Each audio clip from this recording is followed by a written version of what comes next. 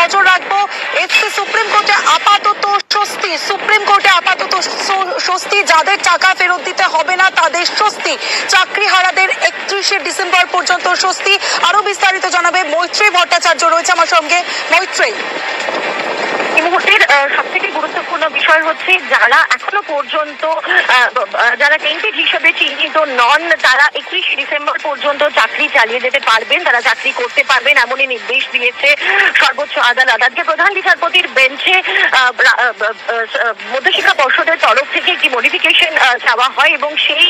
তাদের আবেদনের পরিপ্রেক্ষিতে সর্বোচ্চ আদালত কিছু শর্ত আরোপ করে এবং সেই শর্ত সাপেক্ষে 9, 10, 11, 12 যে সমস্ত শিক্ষক শিক্ষিকারা রয়েছেন যারা এখনো পর্যন্ত অযোগ্য হিসেবে চিহ্নিত হননি, অর্থাৎ যারা টেন্টেড হিসেবে চিহ্নিত নন, সেই সমস্ত শিক্ষক শিক্ষিকারা তারা স্কুলে ফিরে যেতে পারবেন এবং তারা পড়াতে পারবেন। আজকে প্রধান বিচারপতি তিনি যে শর্ত আরোপ করেছেন সেই শর্তগুলি হলো, প্রথম 31শে মের মধ্যে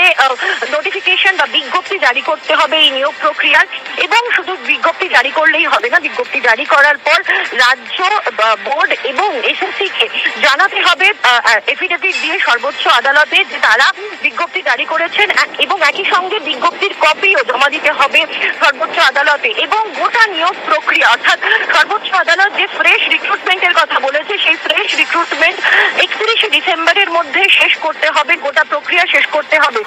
প্রধান বিচারপতি সঞ্জীব খান্না তিনি আজকে উল্লেখ করেন যে তাদের নির্দেশের জন্য পড়ুয়াদের কোনো রকম কোনো ক্ষতি হোক সেটা তারা চান না, কিন্তু একই সঙ্গে এই অর্ডার কিন্তু শিক্ষাকর্মী যারা রয়েছেন গ্রুপ সি এবং গ্রুপ ডি যারা চাকরি হারিয়েছেন তাদের জন্য গ্রাহ্য হবে না। তার কারণ প্রধান বিচারপতি উল্লেখ করেছেন যে এই ক্ষেত্রে টেন্টেডদের সংখ্যা যথেষ্ট বেশি ছিল এবং সেই কারণে গ্রুপ সি এবং গ্রুপ ডি দের ক্ষেত্রে এই নির্দেশ কার্যকর হবে না, অর্থাৎ তারা চাকরিতে ফেরত যেতে পারবেন না। যদিও 9, 10 এবং 11, 12 যারা শিক্ষক শিক্ষিকারা রয়েছেন তারা ডিসেম্বর 31 পর্যন্ত তারা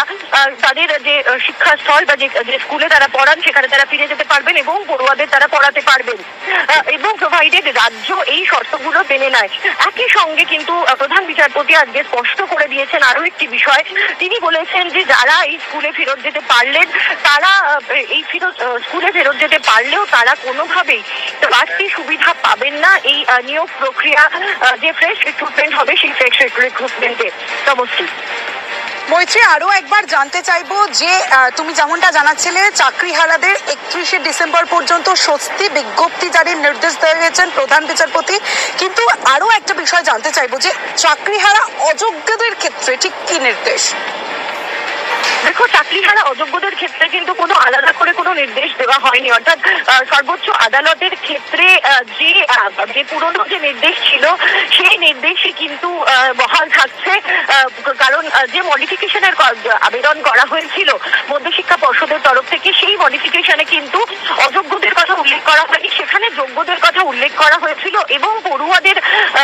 স্বার্থের কথা উল্লেখ করা হয়েছিল, এবং যে একাডেমিক ইয়ার চলছে এবং সেক্ষেত্রে দাঁড়িয়ে রাজ্যের শিক্ষা ব্যবস্থা ভেঙে পড়বে, পড়ুয়াদের ব্যাপক সমস্যা হবে সেই কথা উল্লেখ করে গত 7 তারিখে আবেদন করা হয়েছিল। ফলে সেই জায়গায় দাঁড়িয়েই যোগ্য যারা এখনো পর্যন্ত যারা যোগ্য হিসেবে চিহ্নিত রয়েছেন বা যারা আনটেন্টেড হিসেবে যারা এখনো পর্যন্ত চিহ্নিত নন সেই সমস্ত ক্লাস 9, 10, 11, 12 যারা শিক্ষক শিক্ষিকারা রয়েছেন তারা স্কুলে ফেরত যেতে পারবেন এবং তারা তাদের শিক্ষকতা তারা চালিয়ে যেতে পারবেন সেই নির্দেশই দিয়েছেন, এবং সেই তারা চালিয়ে যেতে পারবেন 31শে ডিসেম্বর পর্যন্ত। এবং এই একাডেমিক ইয়ারের পড়ুয়াদের কথা মাথায় রেখেই এই সিদ্ধান্ত নেওয়ার কথা কিন্তু আজকে প্রধান বিচারপতি সঞ্জীব খান্না তিনি উল্লেখ করেছেন। তমশ্রী,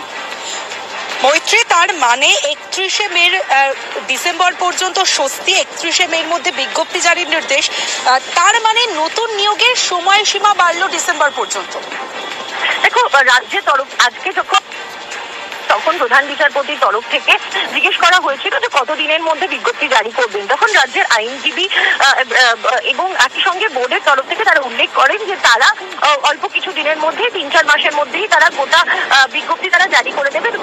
এবং কতদিনের মধ্যে নিয়োগ প্রক্রিয়া শেষ হবে সেক্ষেত্রে দাঁড়িয়ে এসএসসির তরফ থেকে কপিল সিবাল তিনি উল্লেখ করেন যে 31শে ডিসেম্বরের মধ্যে তারা গোটা প্রক্রিয়া শেষ করতে পারবেন, এবং তারপরে কিন্তু সময়সীমা বেঁধে দেন প্রধান বিচারপতি সঞ্জীব খান্না, এবং তিনি যেখানে উল্লেখ করেন, যে তিনি উল্লেখ করে দেন যে 31শে মের মধ্যে এই আবেদন বিজ্ঞপ্তি জারি করতে হবে, অর্থাৎ এই যে ফ্রেশ রিক্রুটমেন্টের কথা বলা হয়েছে সেই ফ্রেশ রিক্রুটমেন্টের জন্য যে বিজ্ঞপ্তি দেওয়া দরকার সেই বিজ্ঞপ্তি জারি করে দিতে হবে এবং একই সঙ্গে ফ্রেশ রিক্রুটমেন্ট হয়ে যাওয়ার পর কিন্তু যখন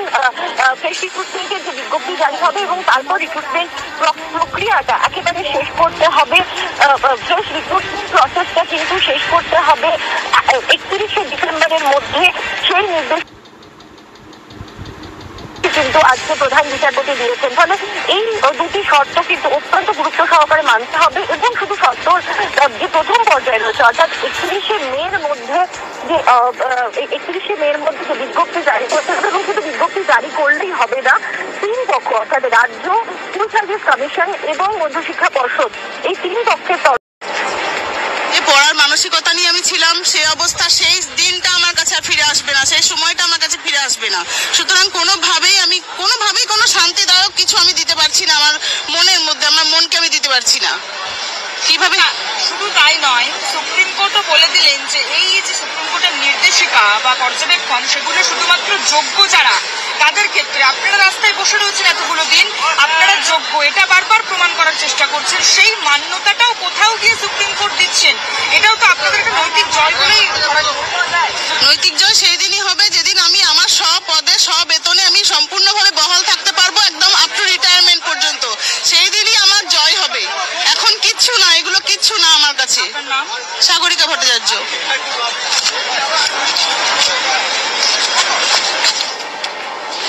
এই মুহূর্তে আমাদের সঙ্গে মূল মামলাকারীর আইনজীবী গোপা বিশ্বাস আমাদের সঙ্গে রয়েছেন। আপনার কাছে জানতে চাইবো, এই যে আজকে যে নির্দেশ দিলেন প্রধান বিচারপতি সেই সঞ্জীব খান্না, সেক্ষেত্রে আপাতত স্বস্তি, যোগ্যদের জন্য যে বলা হলো বিজ্ঞপ্তি জারির নির্দেশ দেওয়া হলো, অন্যদিকে চাকরিহারা অযোগ্যদের ক্ষেত্রে হস্তক্ষেপ করলো না আদালত, পুরো বিষয়টা আপনার কাছে জানতে চাইবো। হ্যাঁ, একদমই। আজকে যে অ্যাপ্লিকেশনটা বোর্ড করেছিল সেখানে স্পেসিফিক্যালি মেনশন করা হয়েছিল যে স্কুলগুলো যদি এই 26,000 শিক্ষক এবং যারা শিক্ষাকর্মী রয়েছে তাদের যদি স্কুলে যেতে বাধা দেওয়া হয় এবং তারা যদি হঠাৎ করে তাদের যদি স্কুল থেকে বের করে দেওয়া হয় তাহলে স্কুলগুলো এবং শিক্ষা পুরো ধ্বংসের মুখে যাবে। সেই ক্ষেত্রে প্রধান বিচারপতি হস্তক্ষেপ করে বলল যারা টেন্টেড ক্যান্ডিডেট তাদের ক্ষেত্রে উনি রিলিফ দিতে পারবেন না, কিন্তু যারা এখনো ডিক্লিয়ার হয়নি তাদের ক্ষেত্রে উনি বললেন যে 31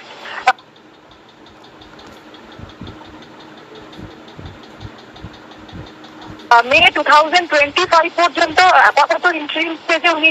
বললেন যে তারা স্কুলে যেতে পারবে, কিন্তু গ্রুপ বি এবং গ্রুপ সি এর যে শিক্ষাকর্মীর নিয়োগ প্রক্রিয়া ছিল সেই নিয়োগ প্রক্রিয়ায় যারা টেন্টেড বা নন টেন্টেড বলে ডিক্লিয়ার হচ্ছিল সেই ক্ষেত্রে হস্তক্ষেপ করেননি এবং বলেছে